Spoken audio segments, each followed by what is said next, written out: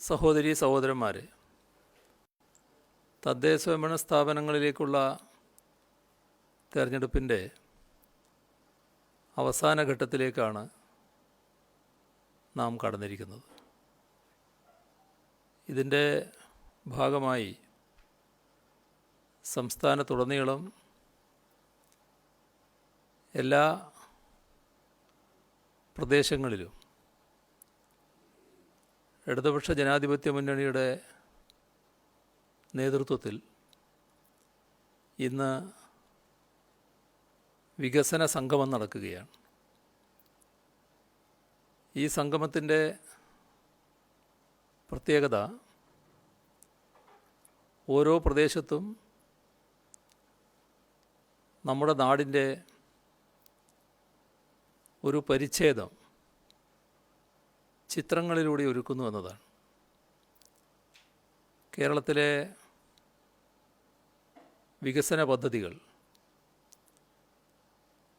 അതിൻ്റെ രൂപങ്ങളാണ് ഓരോ സ്ഥലത്തും ചിത്രങ്ങളിലൂടെ പ്രദർശിപ്പിച്ചിട്ടുള്ളത്. ഇവിടെ ആർക്കും നിഷേധിക്കാൻ കഴിയാത്ത വസ്തുതകളായാണ് ഈ ചിത്രങ്ങൾ മാറുന്നത്. നമ്മുടെ ഓരോ പ്രദേശത്തുമുള്ള വികസനങ്ങളുണ്ട്. അതിൽ അവിടെയുള്ള സ്കൂളുകളിൽ വന്ന മാറ്റമുണ്ട്, ആശുപത്രികളിൽ വന്ന മാറ്റമുണ്ട്, നടപ്പാക്കപ്പെട്ട വിവിധ പദ്ധതികളുണ്ട്, റോഡുകളുടെ കാര്യത്തിൽ വന്ന മാറ്റങ്ങളുണ്ട്, പശ്ചാത്തല സൗകര്യങ്ങളിലാകെ വലിയ മാറ്റങ്ങൾ വന്നിട്ടുണ്ട്. ഇതെല്ലാം എടുത്തു കാണിക്കുന്ന ഒന്നാണ് ഈ വികസന സംഗമം. ഇപ്പം നമ്മുടെ ഈ തെരഞ്ഞെടുപ്പിനെക്കുറിച്ച് പറയുമ്പോൾ പ്രധാനമായും 3 കൂട്ടരാണ് തെരഞ്ഞെടുപ്പിനെ നേരിടുന്നത്. ഒന്ന് LDF തന്നെ. LDFനെ എതിർക്കുന്ന UDFും BJPയുമുണ്ട്. UDFിൻ്റെയും BJPയുടെയും പ്രത്യേകത, ഇവർ 2 വിഭാഗങ്ങളാണെങ്കിലും ഏറെക്കുറെ എല്ലാ കാര്യങ്ങളിലും ഒരേ സമീപനം സ്വീകരിച്ച് മുന്നോട്ട് നീങ്ങുകയാണ്. 2 കൂട്ടർക്കും ഒരു കാര്യത്തിൽ പൂർണ്ണ യോജിപ്പുണ്ട്. അത് LDFനെ നേരിടുന്നതിലാണ്. അതോടൊപ്പം നയപരമായ കാര്യങ്ങളിലാകെ ഈ 2 കൂട്ടരും ഏകോദര സഹോദരങ്ങളെപ്പോലെയാണ് പ്രവർത്തിക്കുന്നത്. ഒരു വിയോജിപ്പും അവർ തമ്മിലില്ല എന്നതാണ് വസ്തുത. ഇപ്പോൾ രാജ്യം ഭരിക്കുന്നത് BJPയുടെ നേതൃത്വമുള്ള ഗവൺമെൻറ്റാണ്. എന്നാൽ കോൺഗ്രസിൻ്റെ നേതൃത്വമുള്ള ഗവൺമെൻറ് നേരത്തെ രാജ്യത്ത് നടപ്പാക്കിയ നയങ്ങൾ, അവയെല്ലാം ജനവിരുദ്ധമായ നയങ്ങളായിരുന്നു. ആ ജനവിരുദ്ധമായ നയങ്ങൾക്ക് കൂടുതൽ മൂർച്ച കൂട്ടിക്കൊണ്ടാണ് BJP ഭരണത്തിനിപ്പോൾ നേതൃത്വം കൊടുക്കുന്നത്. പല കാര്യങ്ങളും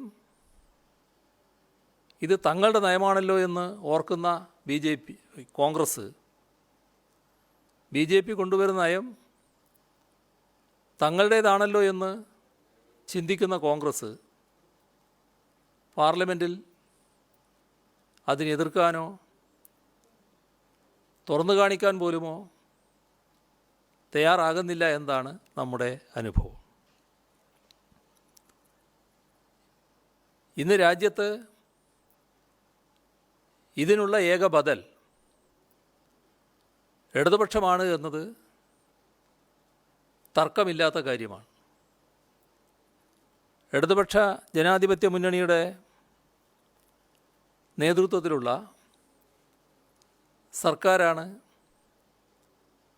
കേരളത്തിൽ കഴിഞ്ഞ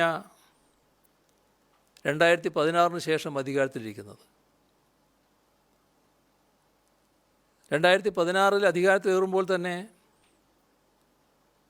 നാടിൻ്റെ വികസനത്തെക്കുറിച്ച് ശരിയായ സങ്കല്പം ജനങ്ങളുടെ മുന്നിൽ LDF അവതരിപ്പിച്ചിരുന്നു.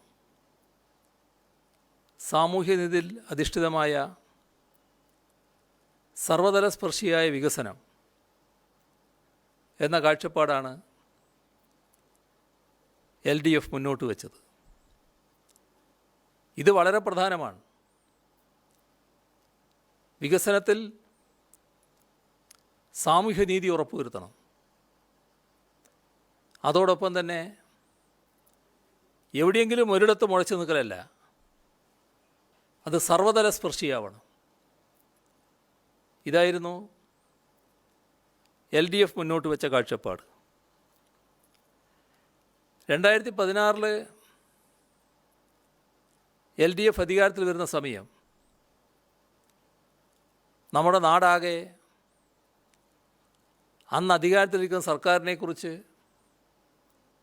അവരുടെ അണികളടക്കം ഈ ശാപം എങ്ങനെയെങ്കിലും ഒഴിഞ്ഞു പോയാൽ മതി എന്ന് പരസ്യമായി പറയുന്ന അവസ്ഥയായിരുന്നു. അത്ര കണ്ട് നാടിനെ തകർത്ത് എല്ലാ രംഗങ്ങളിലും നാടിനെ പുറകോട്ടടിപ്പിച്ച് ജനങ്ങൾക്കാകെ മനമടുപ്പുണ്ടാക്കിയ ഒരു സർക്കാരായിരുന്നു 2016 വരെ കേരളം ഭരിച്ച UDF സർക്കാർ. ഈ മനമടുപ്പ് ജനങ്ങൾ ശരിയായ രീതിയിൽ തന്നെ പ്രകടമാക്കി. അങ്ങനെയാണ് ഇടതുപക്ഷ ജനാധിപത്യ മുന്നണി അധികാരത്തിൽ വരുന്നത്. ഇവിടെ കേരളത്തിൻ്റെ വികസനവുമായി ബന്ധപ്പെട്ട പ്രധാനപ്പെട്ട പദ്ധതികൾ ആകെ മരവിപ്പിക്കുകയും ഉപേക്ഷിക്കുന്ന നിലയുണ്ടാക്കുകയും ഒക്കെ ചെയ്ത UDFൻ്റെ കാലം നമ്മുടെ മനസ്സിൽ നിന്നും മാറിപ്പോകാറായിട്ടില്ല.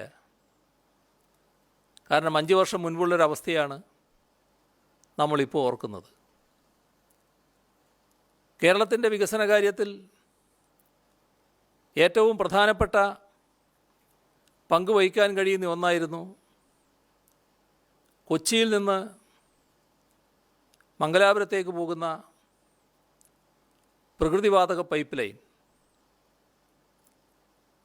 ഇതിൽ നാം കാണേണ്ടത് കേരളത്തിൽ നിന്ന് കൊച്ചിയിൽ നിന്ന് മംഗലാപുരത്തേക്കുള്ള 450 കിലോമീറ്ററിൽ 415 കിലോമീറ്ററും കേരളത്തിൽ പൂർത്തിയാകേണ്ടതാണ്. ഇതിൻ്റെ തന്നെ അനുബന്ധമായി കൂറ്റനാടിൽ നിന്ന് വാളയാറിലേക്ക് പോകേണ്ട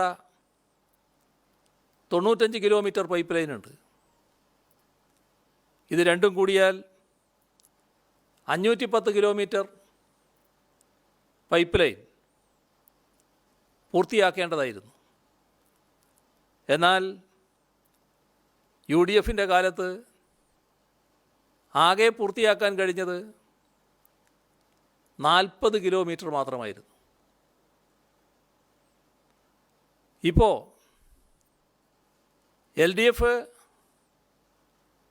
വന്നാൽ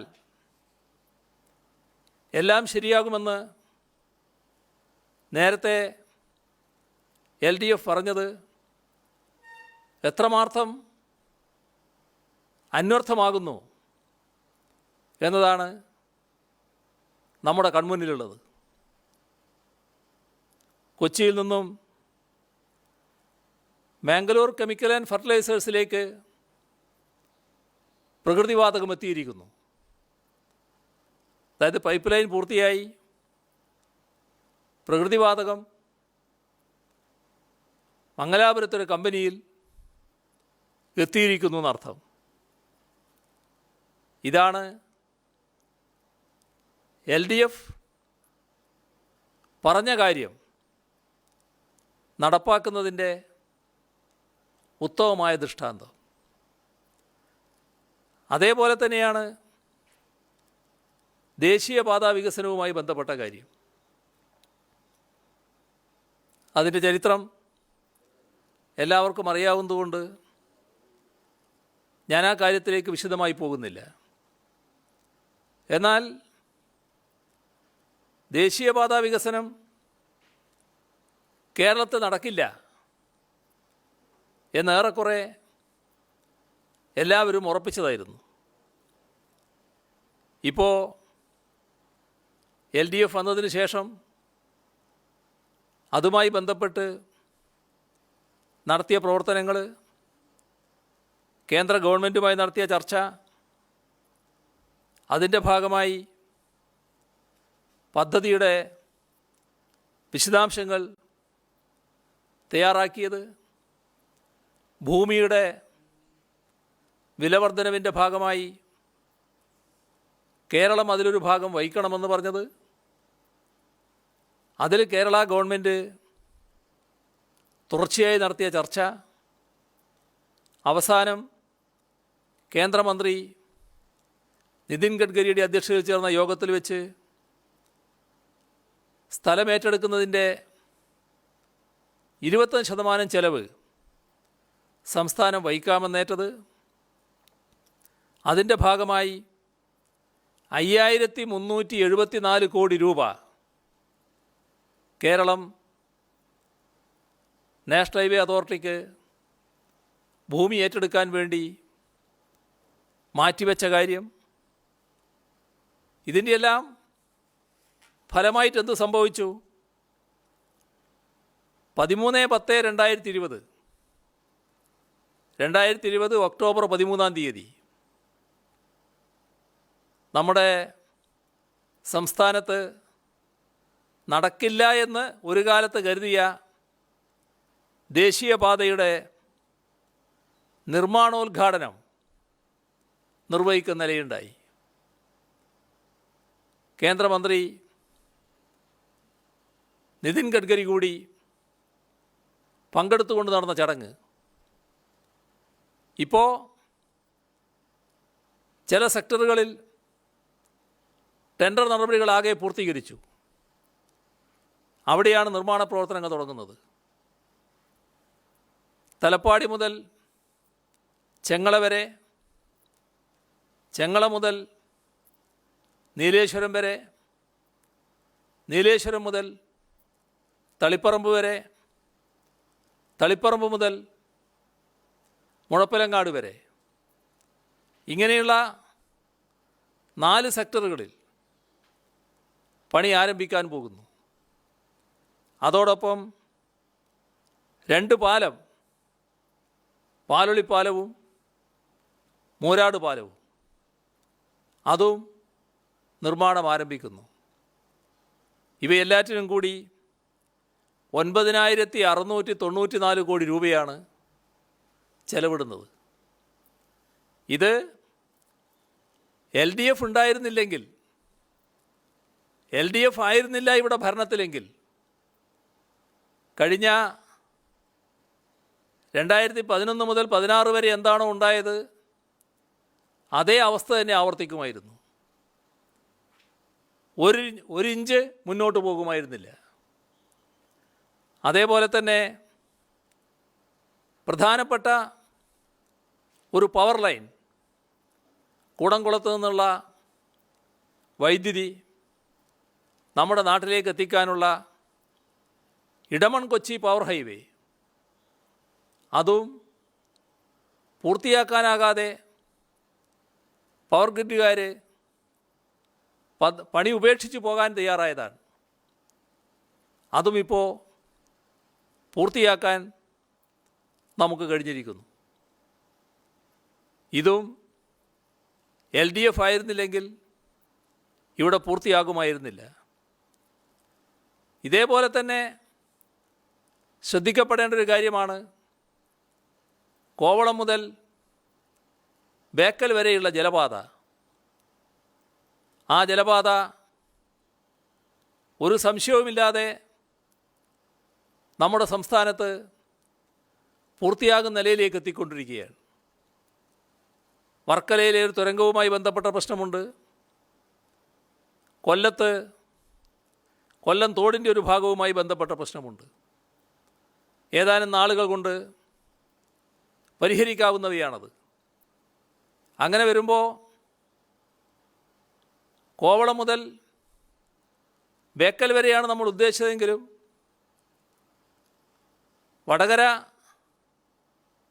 വടകരയ്ക്ക് ശേഷമുള്ള ചില പ്രദേശങ്ങളിൽ ഭൂമി ഏറ്റെടുക്കലുമായി ബന്ധപ്പെട്ട് ചില തടസ്സങ്ങളുണ്ട്. കുറച്ച് നാൾ കൂടി അതിന് വേണ്ടി വരും. അപ്പോൾ ഇവിടം തുടങ്ങി കോഴിക്കോട് വരെ പ്രയാസമില്ലാതെ തന്നെ ജലപാത ബോട്ട് സഞ്ചരിക്കാവുന്ന അവസ്ഥയിലേക്ക് മാറാൻ പോകുന്നു എന്താണ് നാം കാണേണ്ടത്. അതിന് ഏതാനും ആഴ്ചകൾ മാത്രമേ വേണ്ടൂ എന്ന നിലയുണ്ടാകുന്നു. അതേപോലെ തന്നെ കൊച്ചി ബാംഗ്ലൂർ വ്യവസായ ഇടനാഴി, ഇത് കേരളത്തിൻ്റെ വ്യാവസായിക വികസനത്തിന് ഏറ്റവും വലിയൊരു മുതൽക്കൂട്ടായി മാറാൻ പോവുകയാണ്. നമ്മുടെ കേരളത്തിൽ ഇതുമായി ബന്ധപ്പെട്ടുള്ള സ്ഥലമെടുപ്പ് ആരംഭിച്ചു കഴിഞ്ഞിട്ടുണ്ട്. വ്യത്യസ്തങ്ങളായ വൻ പദ്ധതികൾ ഇതിൻ്റെ ഭാഗമായി കേരളത്തിൽ ഉണ്ടാകാൻ പോകുന്നു. ഇതോടൊപ്പം തന്നെ നാം കാണേണ്ടതാണ് 2 ഹൈവേകൾ. ഒന്ന് മലയോര ഹൈവേ 1251 കിലോമീറ്റർ, 3500 കോടി രൂപ ചെലവിടുന്നത്. ഇപ്പം തന്നെ 48 കിലോമീറ്റർ പൂർത്തിയായി കഴിഞ്ഞു. 283 കിലോമീറ്റർ ടെൻഡർ ചെയ്തു കഴിഞ്ഞു. നല്ല വേഗതയിൽ ആ പണി പോവുകയാണ്. ഇതിനോടൊപ്പം തന്നെ തീരദേശ ഹൈവേ 6500 കോടി രൂപ ചെലവിട്ടുകൊണ്ടാണ് തീരദേശ ഹൈവേ നിർമ്മിക്കാൻ പോകുന്നത്. ഇതിനു വേണ്ട പണം കിഫ്ബിയിലൂടെ കണ്ടെത്തുകയുമാണ്.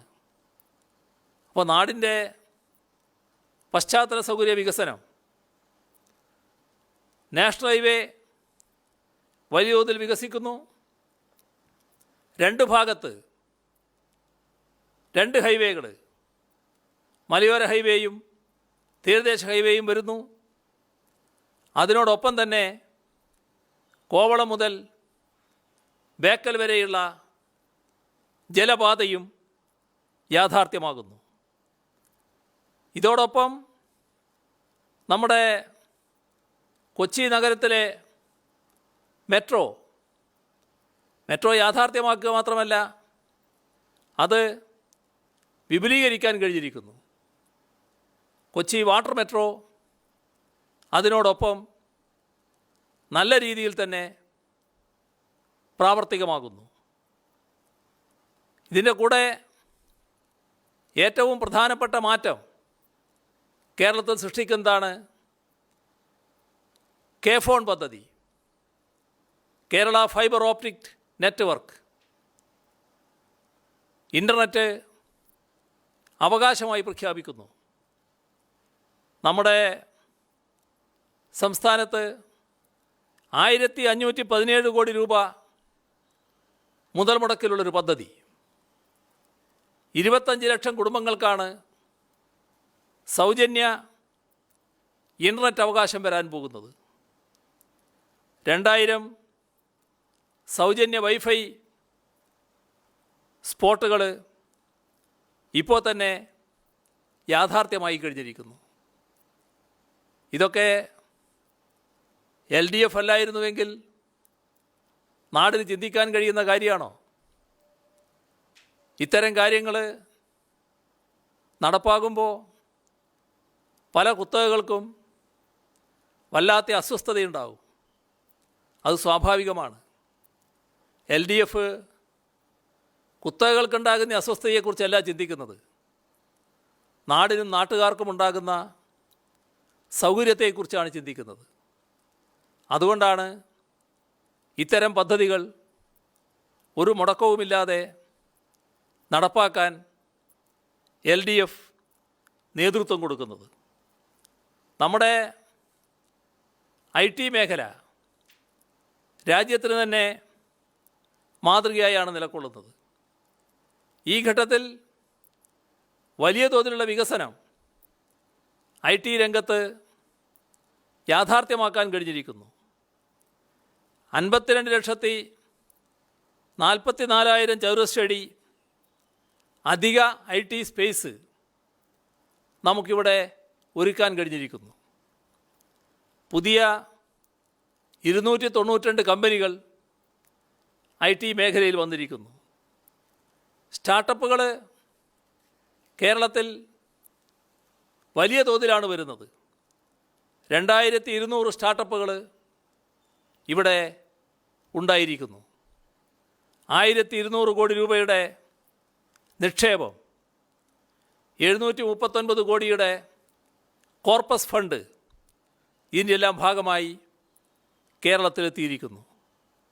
30,000 തൊഴിലവസരങ്ങളാണ് ഇതിൻ്റെ ഭാഗമായി നമുക്ക് സൃഷ്ടിക്കാനായത്.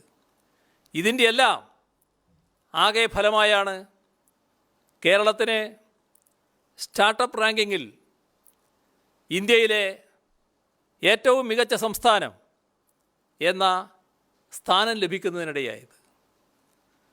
ഇതോടൊപ്പം നാം മറക്കാൻ പാടില്ലാത്ത ഒന്നാണ് നമ്മുടെ നാടാകെ വൈദ്യുതി എത്തുകയും സമ്പൂർണ്ണ വൈദ്യുതീകരണം പ്രഖ്യാപിക്കുകയും ചെയ്ത കാര്യം.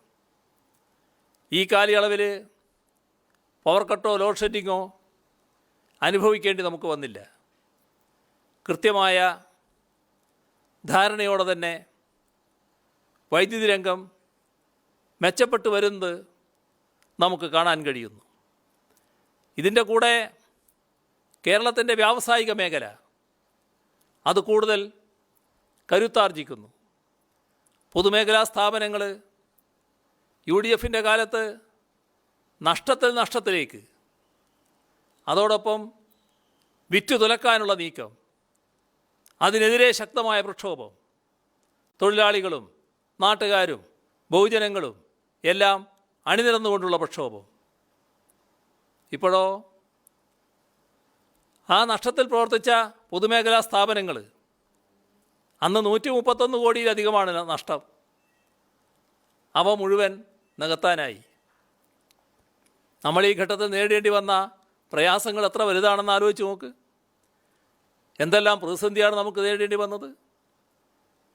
എന്നാൽ തൊഴിലാളിയോട് പ്രതിബദ്ധതയുള്ള ഒരു സർക്കാർ LDFൻ്റെ നേതൃത്വത്തിൽ അധികാരത്തിലുണ്ട് എന്നുള്ളത് കൊണ്ട് തന്നെ നമ്മുടെ സംസ്ഥാനത്തെ പൊതുമേഖലാ സ്ഥാപനങ്ങൾ ഇപ്പോൾ ലാഭത്തിലായി.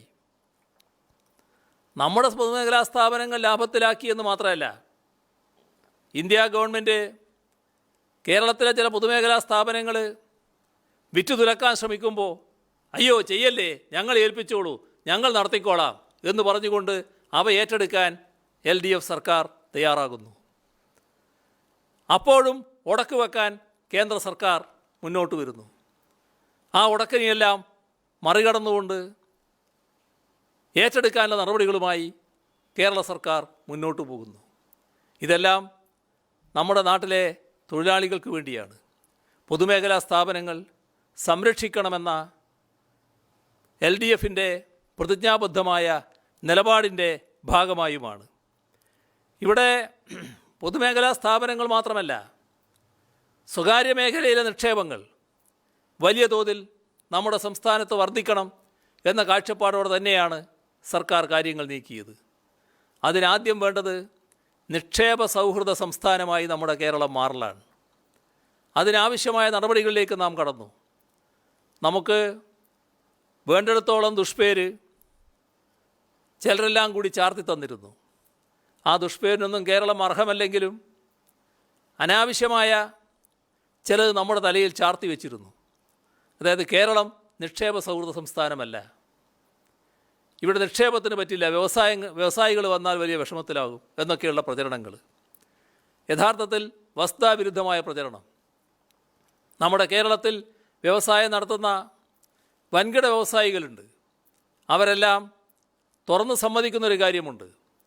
കേരളത്തിൻ്റെ സ്ഥാപന നടത്തിപ്പുകാർക്ക് ഒരു തരത്തിലുള്ള പ്രയാസവും ആ സ്ഥാപന നടത്തിപ്പിലുണ്ടായിട്ടില്ല എന്നത് പല വേദികളിലും പ്രമുഖരായ വ്യവസായികൾ തന്നെ തുറന്നു പറഞ്ഞിട്ടുള്ള കാര്യമാണ്. ചില പ്രശ്നങ്ങൾ നമുക്കുണ്ടായിരുന്നു, നോക്കുകൂലി പോലുള്ള പ്രശ്നങ്ങൾ. തൊഴിലാളി സംഘടനകളുടെ ഇടപെടലിലൂടെ തന്നെ അത് പൂർണ്ണമായും പരിഹരിക്കാൻ നമുക്ക് കഴിഞ്ഞു. നിക്ഷേപ സൗഹൃദ സംസ്ഥാനമാക്കാനുള്ള ഏറ്റവും വലിയ തടസ്സമായി നിന്നിരുന്നത് ഏതെങ്കിലും ഒരാൾ ഇവിടെ ഒരു നിക്ഷേപത്തിന് തയ്യാറായി വന്നാൽ അദ്ദേഹത്തിന് അനുഭവിക്കേണ്ടി വന്ന ബുദ്ധിമുട്ടായിരുന്നു. ആഴ്ചകളും മാസങ്ങളും വർഷങ്ങളും എടുത്താലും ഈ അനുമതി കിട്ടില്ല. പല വഴിക്ക് ചുറ്റിത്തിരിയേണ്ടതായിട്ട് വരും. അവസാനം മനമെടുത്ത് എങ്ങനെയെങ്കിലും ഇവിടുന്ന് രക്ഷപ്പെട്ടാൽ മതി എന്ന ചിന്തയിലെത്തും. ഇതിന് പരിഹാരമായി നിക്ഷേപ സൗഹൃദ സംസ്ഥാനമാക്കുന്നതിന് വേണ്ടി നിയമങ്ങൾ ഭേദഗതി ചെയ്തു. 7 നിയമം ഭേദഗതി ചെയ്തു. 10 ചട്ടങ്ങൾ ഭേദഗതി ചെയ്തു. രത്നച്ചുരുക്കം എന്താണ്? ഒരപേക്ഷ കൊടുക്കുന്നു, 30 ദിവസങ്ങളിൽ തീരുമാനമാകണം. 30 ദിവസം കൊണ്ട് തീരുമാനമായില്ലെങ്കിൽ 31ാമത്തെ ദിവസം തീരുമാനം ലഭിച്ചതായി കണക്കാക്കി ആ അപേക്ഷകന് നടപടികൾ സ്വീകരിക്കാം. ഇത് കേരളത്തിലിപ്പോൾ യാഥാർത്ഥ്യമായിരിക്കുകയാണ്. വലിയ മാറ്റം ഇതിൻ്റെ ഭാഗമായി വന്നു എന്നതാണ് കാണാൻ നമുക്ക് സാധിക്കുക. അതോടൊപ്പം തന്നെ ഏകജാലക സംവിധാനം ശക്തിപ്പെടുത്തുന്നതിൻ്റെ ഭാഗമായി ഓൺലൈൻ ക്ലിയറൻസ്, അതാണ് K-SWIFT എന്ന പദ്ധതി. വളരെ വേഗത്തിൽ ക്ലിയറൻസ് ലഭ്യമാകുന്ന രീതിയിലേക്ക് കാര്യങ്ങൾ എത്തിയിരിക്കുന്നു. ഇവിടെ സൂക്ഷ്മ ചെറുകിട ഇടത്തരം വ്യവസായങ്ങൾ തുടങ്ങുന്നതിന് പ്രത്യേക അനുമതിയുടെ ആവശ്യമില്ല. അവർക്ക് വ്യവസായം തുടങ്ങാം. വ്യവസായം തുടങ്ങിയതിന് ശേഷം അനുമതിയുടെ കാര്യം ചിന്തിച്ചാൽ മതി. 3 വർഷത്തിനുള്ളിൽ ആവശ്യമായ നടപടികളെല്ലാം പൂർത്തീകരിച്ചാൽ മതി. അതിനും നിയമം വന്നിരിക്കുന്നു. അപ്പോൾ എത്ര വലിയ മാറ്റമാണ് കേരളത്തിൽ ഉണ്ടായിട്ടുള്ളത് എന്താണ് നാം ചിന്തിക്കേണ്ടത്. ഇതിൻ്റെ കൂടെ തന്നെയാണ് 10 കോടിയിലധികമുള്ള നിക്ഷേപങ്ങൾ. ആ നിക്ഷേപത്തിന് തയ്യാറായി ഒരു കൂട്ടർ വന്നാൽ അവർക്ക് ഒരാഴ്ചക്കകം എല്ലാ അനുമതിയും ലഭ്യമാകും. മറ്റ് കടലാസ് പണികൾ, ലൈസൻസ്, മറ്റ് അനുമതികൾ എല്ലാം 1 വർഷത്തിനുള്ളിൽ പൂർത്തിയാക്കിയാൽ മതി. ഒരാഴ്ച കൊണ്ട് അവർക്ക് അനുമതി ലഭിക്കും, അവർക്ക് കാര്യങ്ങൾ തുടങ്ങാം. ഇത്തരത്തിൽ വലിയ മാറ്റം നമ്മുടെ സംസ്ഥാനത്ത് വന്നതിൻ്റെ ഭാഗമായി ലോകോത്തര കമ്പനികൾ പലതും, നിസാനെ പോലുള്ളത്, ടോറസിനെ പോലുള്ളത്, ടെക് മഹീന്ദ്രയെ പോലുള്ളത്, ടെറാനെറ്റിനെ പോലുള്ളത്, അവരെല്ലാം കേരളത്തിലേക്ക് വരാൻ തയ്യാറായി എന്നത് നാം കാണണം. ഇങ്ങനെ വലിയ വ്യവസായങ്ങളെക്കുറിച്ച് ചിന്തിക്കുമ്പോൾ തന്നെ നാം പരമ്പരാഗത വ്യവസായങ്ങളെ നമ്മുടെ പരമ്പരാഗത ശക്തി എന്ന നിലയിൽ തന്നെ അതിനെ നിലനിർത്താനും കൂടുതൽ കരുത്തുറ്റതാക്കാനുമുള്ള ശ്രമങ്ങളാണ് നടന്നത്. അതിൻ്റെ ഭാഗമായാണ് കയർ രംഗം വലിയ മാറ്റം വന്നത്. കയർ രംഗത്ത് വന്ന മാറ്റം എന്താണിപ്പോൾ?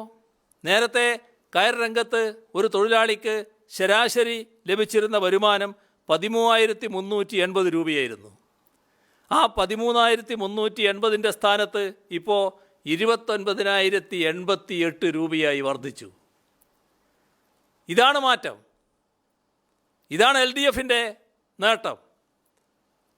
പാവപ്പെട്ട തൊഴിലാളിയെ, കയർ തൊഴിലാളിയെ എങ്ങനെ കരുത്തുറ്റവരാക്കാൻ പറ്റും എന്നതാണ് LDF ചിന്തിച്ചത്. അതിൻ്റെ ഭാഗമായിട്ടാണ് ഈ മാറ്റം വന്നത്. അതേപോലെ തന്നെ കശുവണ്ടി തൊഴിലാളി, കാഷ്യൂ ഡെവലപ്മെൻറ്റ് കോർപ്പറേഷനും കാപ്പെക്സും 40 ഫാക്ടറികൾ അത് മുടക്കമില്ലാതെ നടക്കുന്നു. ഇപ്പോഴാണെങ്കിൽ തോട്ടണ്ടി ഇറക്കുമതി ചെയ്യാനുള്ള നടപടികൾ സ്വീകരിച്ചിരിക്കുന്നു. സ്വകാര്യ മേഖലയിലടക്കമുള്ള തൊഴിലാളികൾക്ക് തൊഴിൽ ലഭ്യമാക്കുമെന്ന ഉറപ്പ്, വലിയ മാറ്റം കശുവണ്ടി രംഗത്ത് ഉണ്ടായിരിക്കുന്നു. കൈത്തറി മേഖല വലിയ പ്രതിസന്ധിയിലായിരുന്നു. ആ പ്രതിസന്ധി പരിഹരിക്കാനാണ് സ്കൂൾ കുട്ടികളുടെ യൂണിഫോം പദ്ധതി ആരംഭിച്ചത്. 126 ലക്ഷം മീറ്റർ തുണി അതിൻ്റെ ഭാഗമായി നെയ്തെടുക്കുന്നു. 194 കോടി രൂപ കൂലിയായിട്ട് മാത്രം നൽകേണ്ടി വരുന്നു. ഇത് കൈത്തറി തൊഴിലാളികളെ സംരക്ഷിക്കുന്നതിന് വേണ്ടി ഏർപ്പെടുത്തിയ പദ്ധതിയാണ്. ഇതേപോലെ മറ്റ് പരമ്പരാഗത വ്യവസായങ്ങളെല്ലാം നല്ല രീതിയിൽ അഭിവൃദ്ധിപ്പെട്ടിരിക്കുന്നു. മിഷനുകളുടെ കാര്യം ഞാൻ പ്രത്യേകം എടുത്തു പറയുന്നില്ല. വളരെ വിശദമായി പറയാൻ ഇപ്പോൾ സമയമില്ലാത്തതുകൊണ്ട് ഞാൻ കൂടുതലായി കടക്കുന്നില്ല. ഇവിടെ മിഷനുകൾ നമ്മൾ പലപ്പോഴും ചർച്ച ചെയ്തതാണ്.